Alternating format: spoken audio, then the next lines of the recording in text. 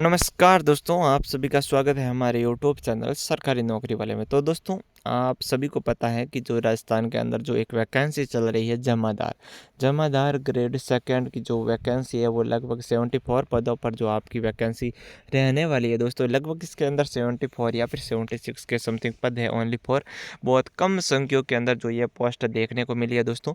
और आप सभी को पता है कि राजस्थान पुलिस कांस्टेबल की तरह ही सेम वैकेंसी है। इसके अंदर क्वालिफाई भी 10th level 12th level plus जो 10th प्लस 2 की जो सीईटी है वो क्वालिफाई होना ज़रूरी है। अगर आपकी सीईटी क्वालिफाई है और अगर आप इसके अंदर फॉर्म अप्लाई करना चाह रहे हैं तो आज हम जो फॉर्म से रिलेटेड है वो डाउट दूर करेंगे कि इसके अंदर आपको जो है फॉर्म कैसे भरना है। तो सबसे पहले मैं बात करूँ तो आपको अपने मोबाइल या फिर अपने लैपटॉप पीसी के ऊपर जो अपना क्रोम ब्राउज़र या फिर किसी अन्य ब्राउज़र को ओपन कर लेना है। बेस्ट सजेशन यही है कि आप क्रोम ब्राउज़र को ओपन करें।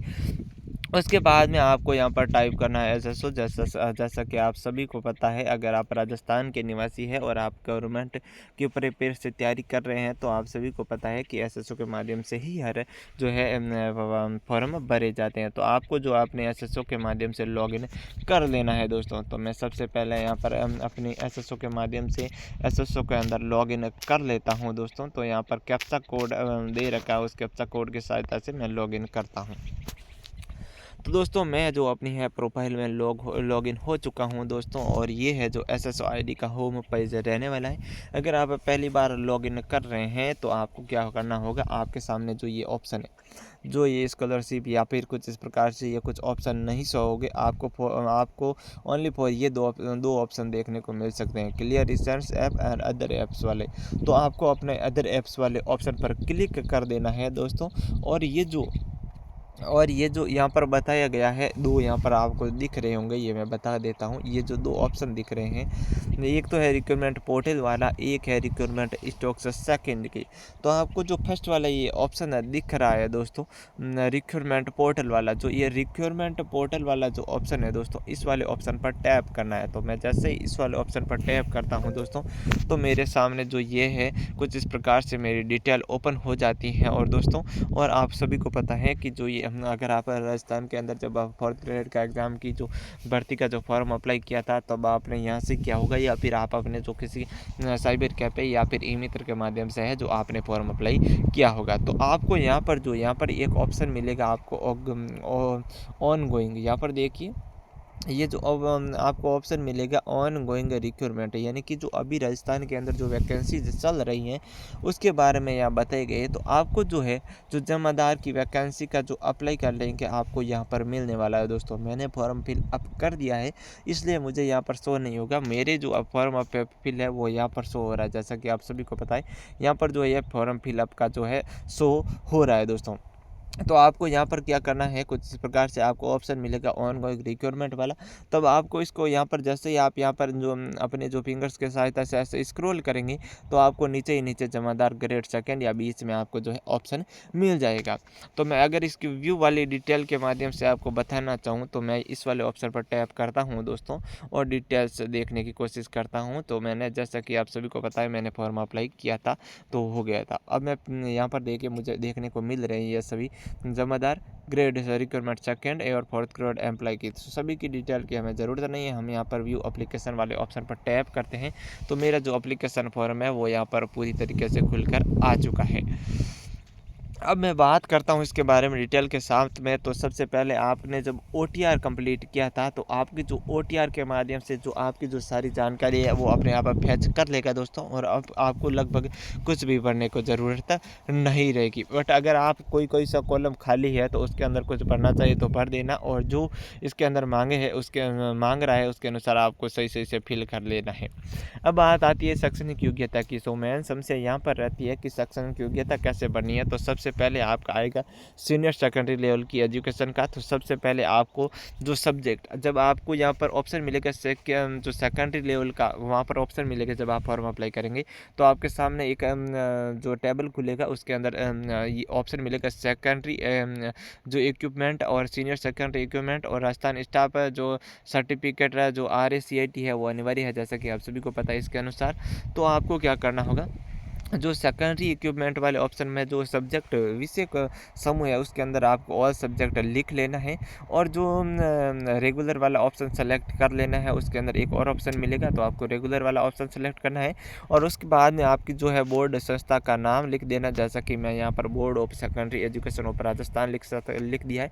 अगर किसी ने सेंट्रल बोर्ड से पास किया तो वो उसके आपकी जो मार्कशीट है उसके अनुसार लिख देना है। और यहाँ पर आपको जो है अपना रोल नंबर लिख लेना है, और जो अपनी परसेंटेज और ग्रेड को सेलेक्ट करते हुए जो आपने किस वर्ष है जो 10th पास की थी वो लिख लेना है, और लास्ट में अपने जो परसेंटेज है वो लिख लेना है। उसके बाद में आपकी आएगी सीनियर सेकेंडरी इक्विपमेंट वाला ऑप्शन, तो उसके अंदर आपको क्या करना होगा, आर्ट्स लिख लेना है। जैसा कि मैंने आर्ट्स की तो मैं आर्ट्स लिख लेता हूँ, अगर आपने साइंस या मैथ या बायो से जो भी की है वो लिख लेना है। रेगुलर आपको सेलेक्ट कर रखना है, अगर प्राइवेट करी है तो आपको प्राइवेट सेलेक्ट कर लेना है, और board of secondary education of Rajasthan वही लिख लेना है। अगर आप किसी और बोर्ड से किया तो वो भी लिख लेना है। उसके बाद में वही रोल नंबर, परसेंटेज सेलेक्ट करने के बाद पासिंग ईयर, और उसके बाद में परसेंटेज सेलेक्ट कर लेना है। उसके बाद में मैन आता है आपके जो कंप्यूटर कोर्स से रिलेटेड आपका जो ऑप्शन पूछा जाएगा वहाँ पर, तो आपको जो आपने अगर CSC की है तो वो अलग बात है, अगर आपने CSC की है तो आपको CSC वाला वहाँ पर ऑप्शन शायद मिल जाएगा, और अगर वहाँ पर नहीं मिले तो अगर आपने RSCIT कर रखी है तो वो ऑप्शन कर लेना। जैसा कि यहाँ पर ये आपको देख रहा होगा, Rajasthan state certificate cost in information technology RSCIT, ये सेम आपको वहाँ पर देखने को मिलेगा। यहाँ पर आपको RSCIT फिल कर लेना है, और रेगुलर फिल करने के बाद में वर्धमान महाविद्यालय और ये नाम लिख लेना है। और जो रोल नंबर के स्थान पर आपको जो वहाँ पर जो आपके जो वो थे ना, उसको क्या बोलते हैं, यूज़र आईडी के साथ में आपकी जो मार्कशीट है वहाँ पर लेफ़्ट साइड में कोने में आपको एक ऑप्शन मिलेगा, वहाँ पर उसकी सहायता से आपको जो है वो नंबर डाल देना है। जैसे कि मैंने ये इतने सारे नंबर डाले हैं तो आपके भी वो होंगे। जो लॉगिन आईडी थी वो यहाँ पर डाल देनी है, और परसेंटेज डालने के बाद में आपको 2023 में यहाँ पे आपने जो भी पासिंग ईयर है उसको सेलेक्ट करने के बाद में आपके जो है परसेंटेज सेलेक्ट कर लेने हैं दोस्तों। और उसके बाद में आपका लास्ट ऑप्शन खुल जाएगा फ़ोटो और सिग्नेचर का। तो फ़ोटो और सिग्नेचर आपकी लाइव फ़ोटो ली जाएगी। आपको जो है अगर किसी अच्छे वातावरण, अच्छे लाइटिंग वाले एरिया में जाकर जो आपको है लाइव फ़ोटो अपलोड कर देनी है, और उसके बाद में आपके जो फ़ोटो और सिग्नेचर, फ़ोटो की ज़रूरत नहीं है, सिग्नेचर आपको जो है लगभग 20 या 50 KB के अंदर JPG फाइल में अपलोड करने होंगे, और आपको लास्ट में फाइनल सबमिट का ऑप्शन मिल जाएगा। फाइनल सबमिट करने से पहले मैं आपको राय देना चाहूँगा कि आपको फॉर्म को एक या लगभग 2-3 बार तो चेक कर लेना है, जब रिव्यू का ऑप्शन है उसके बाद में ही फाइनल सबमिट कर देना है।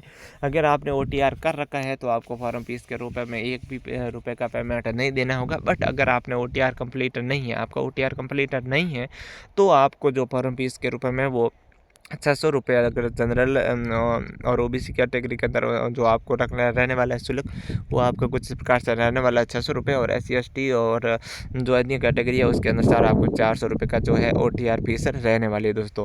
तो ये कुछ इस प्रकार से होगी। फाइनल जब आप सबमिट करेंगे तो आपको अपने जो रजिस्ट्रेशन ईमेल ID एंड जो आपके जो मोबाइल नंबर की OTP के माध्यम से कन्फर्म करना होगा, और उसके बाद में आपका फाइनल सबमिट हो जाएगा दोस्तों। तो जमादार ग्रेड सेकंड की जो वैकेंसीज फॉर्म से रिलेटेड दोस्तों, अगर अभी भी आपको कोई डाउट है, एक और इम्पोर्टेंट बात वो है कि अगर आप सबसे पहले जब आप फॉर्म अप्लाई से रिलेटेड, जैसा कि मैं यहाँ बैक आता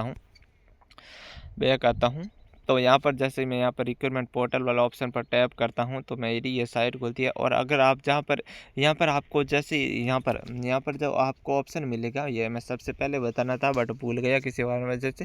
तो यहाँ पर जैसे आपको ये ऑप्शन मिलेगा अप्लाई वाला, जमादार ग्रेड सेकंड के वैकेंसी में जैसे ये दिख रहा है कुछ इस प्रकार से, ये वही ऑप्शन मिलेगा। तो अप्लाई वाले ऑप्शन पर जैसे आप टैप करेंगे तो आपको यहाँ पर एक ऑप्शन मिलेगा कि यहाँ पर नंबर डालिए। तो नंबर के रूप में आपको जो CET के जो रोल नंबर है वो आपको जो है वहाँ पर जो है डालने हैं। अगर CET के रोल नंबर नहीं डालेंगे तो आपको समस्या हो जाएंगी। बहुत से स्टूडेंट यही पूछते हैं कि सर वहाँ पर कौन से डालने, तो आपको जो CET के जो जो CET जो